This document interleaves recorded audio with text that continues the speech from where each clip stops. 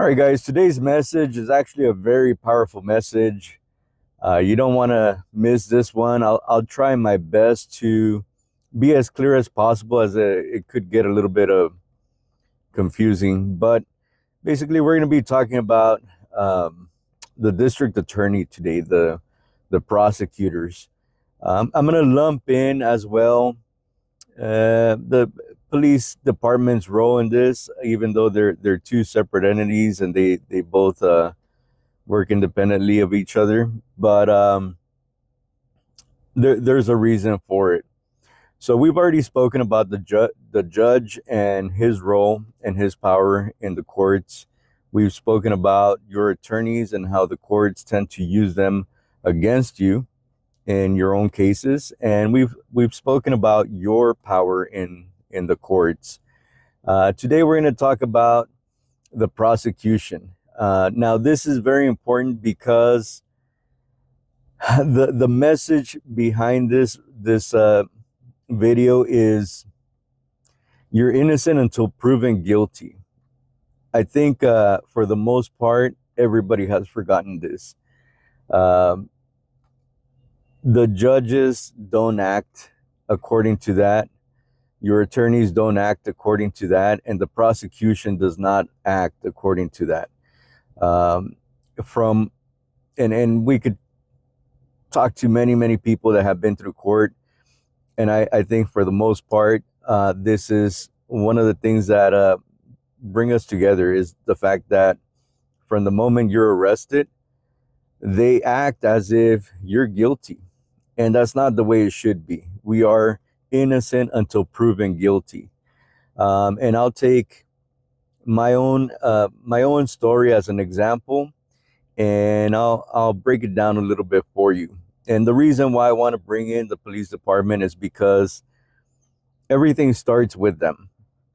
So when police is called, and they have to act upon you, and they have to arrest you for whatever reason, they need to do a preliminary investigation. This goes for all police officers, whether they're investigators or not. And you'll hear this a lot from the uniformed police officers saying, well, I'm not an investigator, it's not my job to investigate. Yeah, it definitely is. Yeah, 100%, it's their job to investigate each situation accordingly, because they have to be able to justify their arrest. Now, in my particular situation, I was arrested for a Class B misdemeanor criminal trespass. After everything, the elements didn't fit. There has to be, the officer has to be able to do a preliminary investigation to make sure that the elements of the crime are in existence prior to him making that arrest. That is what gives him the justification to make the arrest. And a lot of times, the initial police officers responding to a call are not doing that preliminary investigation. And they make the arrest just to make the arrest, and then they pass it on to the investigator. And then you can complain all you want, and they say, well, the investigator will take care of it. Well, and then we move on to the investigator. A lot of times the investigator is not doing an investigation. In my particular case, like I mentioned, the elements of the crime were not there, which is for criminal trespass. You have to have entered into a private location. They had to have given me a notice to vacate. And then I had to have either stayed and not complied with that order, or left and come back in violation of that order. In my case, there's no proof that I ever stepped into the location, and in all honesty, I never did. We never got to enter the location. So, and you could see in the body cam footage that police officers are outside. We're outside in the parking lot. We're in a shopping center, and so it's not like the club that I was trying to enter was in its own property. It's a shopping center. The parking lot does not belong to the establishment. It belongs to the shopping center. So it has a completely different owner. So I was outside when police gave me the order to not go back in, and at no point did I even try to go back into the location. So the elements of the crime were not there, and that's what I'm talking about. The elements. Uh, the initial police officers, the responding police officers, failed to do that initial investigation, and and then past that, I don't believe, although I have requested public information from Brownsville Police Department, they have refused to give up any information even after the case has been dismissed.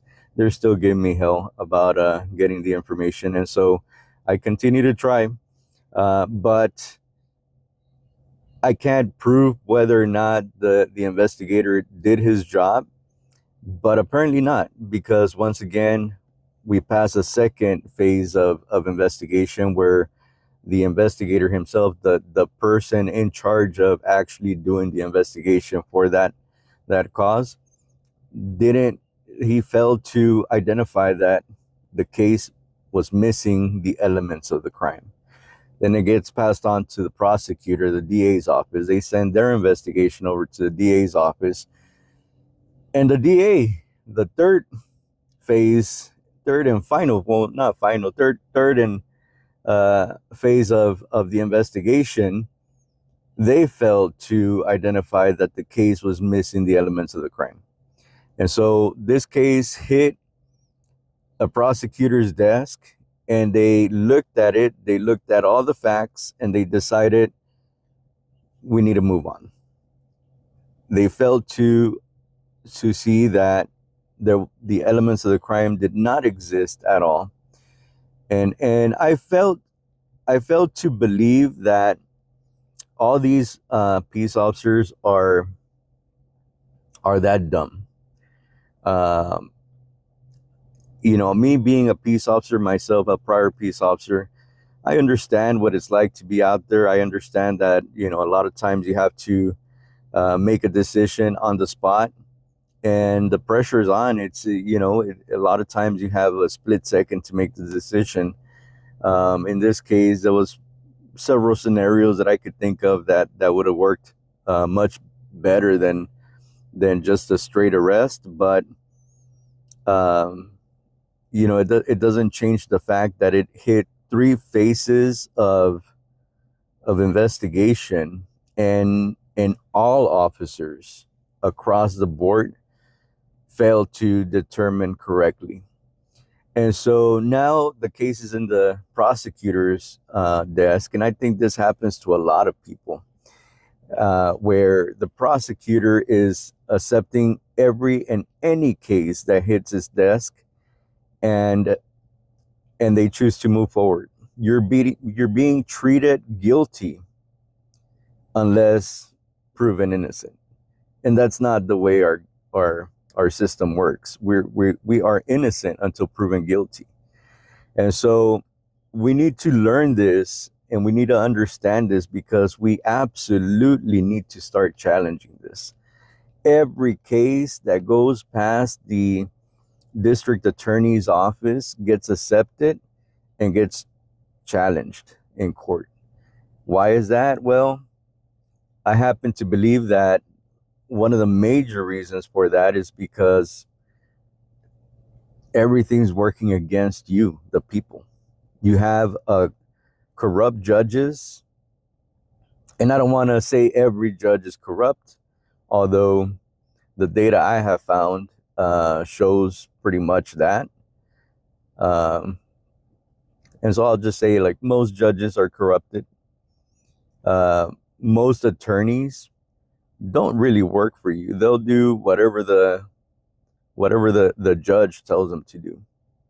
And you see that very clearly in my own case, where I was able to identify ex parte communication between the judge and the attorney, and not in my favor either.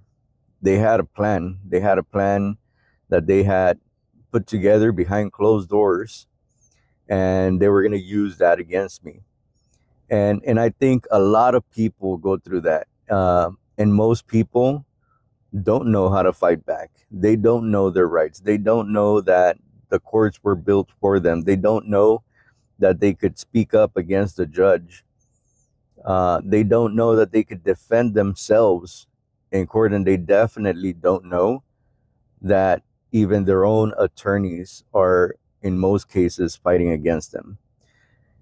In a conversation with my attorney, um, he says that he 100% pushes the plea deals in all cases, all the time. He says, I always recommend the plea deal.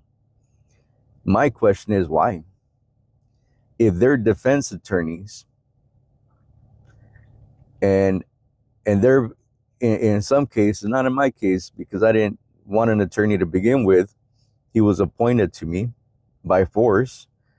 But in a lot of cases, you guys are paying these attorneys. So when their clients are paying them out of pocket and saying, defend me, why not?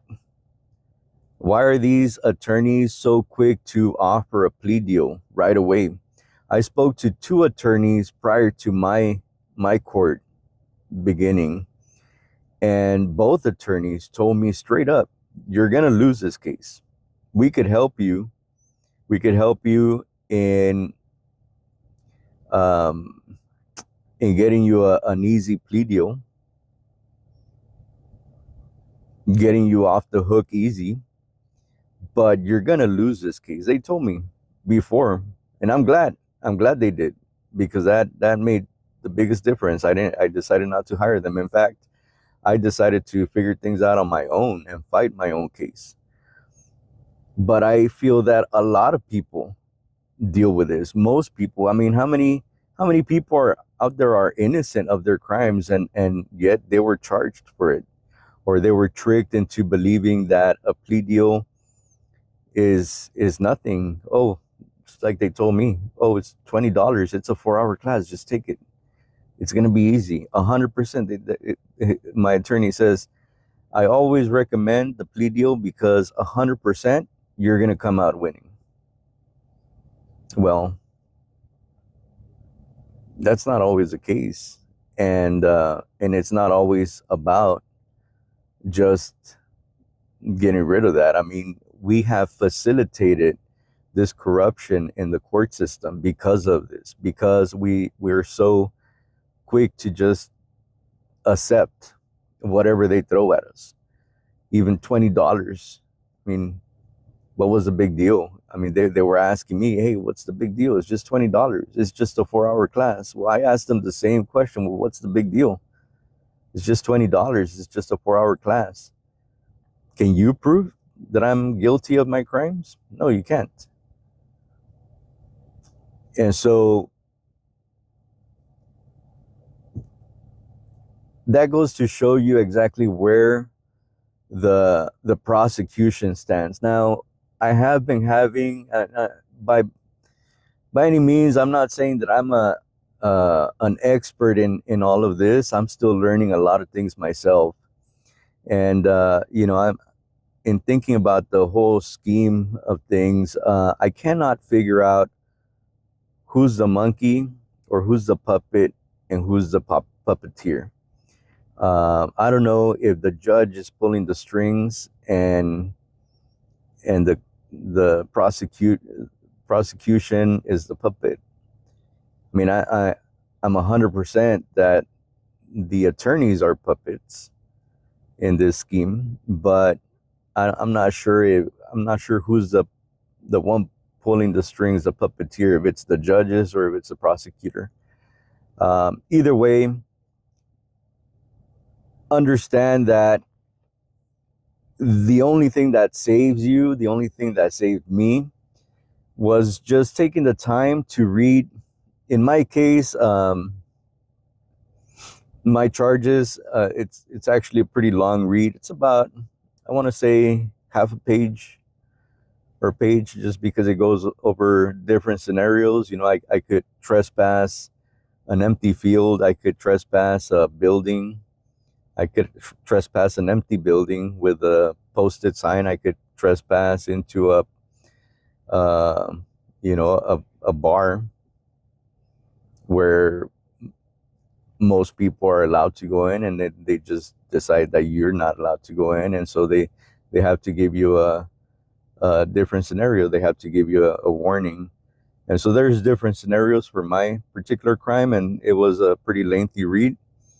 But for the most part, most charges about a paragraph long, 2 paragraphs, and that's all it takes. Just read that carefully, decide if the elements of that crime fit what happened in your particular scenario. Do the elements fit? Do they have a case against you? Because they don't always. And you don't have to accept everything that they tell you. And I think the biggest takeaway from this would be understanding that even your own attorney is against you in most cases. So you don't have to accept what your attorney is telling you either. Yes, they're paid the big bucks because they go to school for law and they're supposed to know all this stuff. Guys, I have not made the video, but I am so willing to make the video of my attorney. When I asked him to recite the elements of for my crime, and he wasn't able to pump it out, not even with a computer in front of him. And that's pretty pathetic for an attorney. But you don't have to accept anything that they tell you. You don't have to accept what your attorney tells you. You don't have to accept what the judge tells you, and you definitely don't need to accept whatever the prosecution says. They're not always right. You need to do your own homework. It could be as little as just reading your crime, just a paragraph, 2 paragraphs, deciding whether or not that actually happened. No, they don't have a case. And if you're sure, if you're 100% sure that they don't have a case, then it's time for you to fight your own battle, because they're trying to screw you just the way they try to screw me. Don't let that happen to you. Like always, I'm going to be posting daily tips on how to defend yourself in court, things to know about the reality of our judicial system. And if you haven't hit that subscribe button yet, make sure to hit it. I think, bar none, this is probably the best video, the most impactful video that I've made so far. And don't forget that you are innocent until proven guilty. Don't let them treat you otherwise. Don't let them treat you otherwise. The only way you're going to gain your power back is by educating yourself on what you can and cannot do in the judicial system. And as always, if you need any advice, if you need help, don't be afraid to leave your comment down below. If you have stories, horror stories, I want to hear about them. I want to interact with you guys. I want to get to know you guys. And if you're an attorney, judge, or a prosecutor, and you want to challenge me on this, go ahead and leave your statement down below as well. I want to hear what you have to say. I want to hear your defense. Hope to see you guys in the next video. Goodbye.